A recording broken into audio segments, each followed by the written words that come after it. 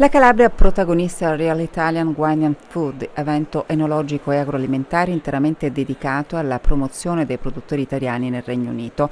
La location è il prestigioso Church House Conference Center, situato nel cuore di Londra, a pochi passi da Westminster. Qui a Real Italian Wine and Food sicuramente si esprime un aspetto importante, che è quello del food e del wine, dove l'Italia effettivamente è un paese all'avanguardia ed ha delle punte di eccellenza regionali, dalla Calabria al Piemonte, alla Sicilia. La manifestazione è aperta solo ad un numero limitato di produttori per consentire una vera interazione con gli operatori presenti. Aziende italiane dal settore dell'agroalimentare e del vino partecipano, siamo giunti all'8ª edizione, un'edizione molto importante che ha visto una bella delegazione di aziende della Calabria partecipare sia dal settore agroalimentare che da quello vinicolo. La Calabria, patria della dieta mediterranea e luogo ricco di tradizioni enogastronomiche, ha suscitato l'interesse degli operatori britannici. I nostri prodotti non sono semplicemente prodotti da gustare, ma hanno delle proprietà organolettiche importanti che prevengono